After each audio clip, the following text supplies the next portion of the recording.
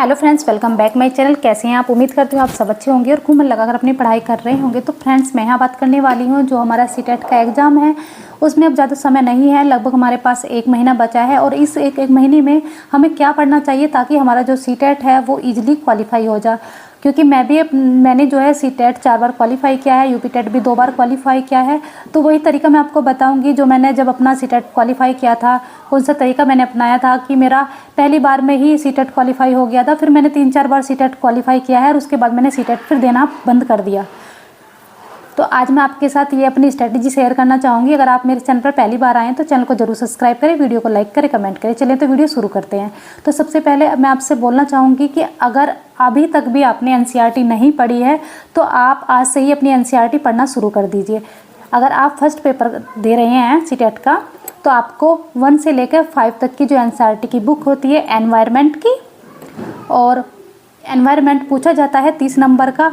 और दूसरी बात, जो भी सीटेट का जो लेवल होता है जो प्राइमरी में आता है वो 8th क्लास तक का आता है, जो 8th में पूछा जाता है वो 10th क्लास तक का आता है। यानी कि अगर आप मैथ आता है तो मैथ आप प्राइमरी के लिए 8th क्लास तक का कंप्लीट करेंगे। और हिंदी इंग्लिश जो 8th क्लास तक की बुक होती है एनसीईआरटी, अगर आप उन्हें कर लेते हैं तो आपका हो जाता है। क्योंकि आपको इसमें ऐसा नहीं है कि टॉपर बनना है, सिर्फ आपको, अगर आप जनरल कैटेगरी से हैं तो आपको 90 नंबर लाने होते हैं, अगर आप ओबीसी कैटेगरी से हैं तो आपको 82 नंबर लाने होते हैं। तो सिर्फ ये पात्रता परीक्षा है और इसमें आपको ऐसा नहीं है कि मुझे 120 लाने हैं या 140 लाने हैं, क्योंकि इनका कोई वेटेज नहीं होता, ना ही आपको ऐसा है कि इनके ये नंबर आगे जुड़ने वाले हैं। तो दूसरी बात मैं आपको बता दूँ कि आपको एनसीईआरटी पढ़नी है। अगर आप सेकंड पेपर दे रहे हैं तो फिर सेकंड पेपर के लिए आप एनसीईआरटी 10th क्लास तक की पढ़ लीजिए। अगर आप 10th क्लास तक की एनसीईआरटी पढ़ लेते हैं तो आपका सीटेट बहुत इजी क्वालिफाई हो जाता है। दूसरा, आपको क्या करना है कि आपको अपनी जो साइकोलॉजी है उसे बहुत स्ट्रॉन्ग बनाना है, क्योंकि 70% वेजेस जो है साइकोलॉजी का ही होता है सीटेट में। क्योंकि तो 30 नंबर की साइकोलॉजी आती है और साथ में जो आपके अलग पार्ट हैं जैसे हिंदी, इंग्लिश और मैथ्स और एनवायरनमेंट, यह फर्स्ट पेपर का है। और इनमें सब में कम से कम 13 से 14 क्वेश्चन हमारे साइकोलॉजी के पूछे जाते हैं। तो आप देख सकते हैं कितना ज़्यादा वेटेज जो है साइकोलॉजी का है। अगर आप साइकोलॉजी अच्छे से पढ़ लेते हैं तो आपका सीटेट ऐसे ही क्वालिफाई हो जाता है।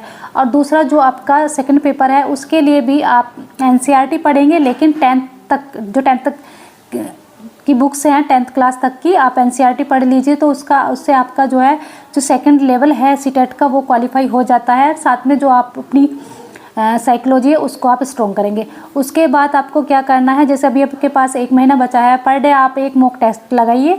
और साथ ही आप कुछ नया मत पढ़ना, जो भी मतलब अभी आपको ऐसा लग रहा है कि मैं लास्ट टाइम में कोई बुक ले आता हूँ उसे पढ़ लूँ, या फिर कोई बुक लेकर आती हूँ उसे पढ़ूंगी तो मेरा सीटेट क्वालिफाई हो जाएगा।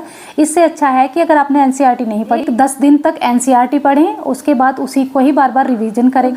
बहुत कम समय में आपका सीटेट क्वालिफाई हो जाएगा। क्योंकि मैंने ये ही तरीका अपनाया था कि मैंने जो है मैंने तो ये किया था कि मैंने 1 से लेकर 12th क्लास तक की एनसीईआरटी के नोट्स बनाए थे। फिलहाल वो मेरे पास अभी नहीं हैं क्योंकि मेरे मायके में रखे हुए हैं, तो मैं अभी अपनी ससुराल में हूँ और अब मुझे उसकी ज़रूरत भी नहीं है, क्योंकि मैंने जो है अपना जो सीटेट है वो क्वालिफाई कर लिए हैं कई बार, तो मुझे अभी उसकी ज़रूरत नहीं है, इसलिए वहीं पे रखे हुए हैं। तो आप, क्योंकि एनसीईआरटी हमारे हर एग्ज़ाम में काम आती है, तो मैंने तो 12th क्लास तक की एनसीईआरटी पूरी कवर करी थी, उसके ही नोट्स बनाए थे, प्लस यूपी बोर्ड की जो बुक होती है उसके भी नोट्स बनाए थे। और आपको क्या करना है, पहला तो आप एनसीईआरटी पढ़ेंगे, दूसरा आप पर डे एक मॉक टेस्ट लगाएंगे, क्योंकि उससे आपका जो लेवल है वो आपको पता लगेगा और आपको ये पता लग जाएगा कि आपका कौन सा पॉइंट वीक है, कौन सा सब्जेक्ट आपका वीक है। साथ ही आपको क्या करना है, आप पर डे जो भी, जैसे आप एनसीईआरटी पढ़ते हैं और एनसीईआरटी का आप 2 या 3 चैप्टर पढ़ते हैं तो आपको 2 दिन बाद उसको मतलब रिवीजन करना है। आप ऐसा नहीं है पूरी एनसीईआरटी के आप नोट्स बना रहे हैं और उसको जो है लास्ट में जाके पढ़ना शुरू करें, तो आप लास्ट में नहीं पढ़ना, बीच बीच में आपको उसे पढ़ते रहना है। जितनी बार आप रिवीजन करोगे उतना ही आपकी जो है जो सीटेट क्वालिफाई करने के चांस है वो बढ़ जाते हैं।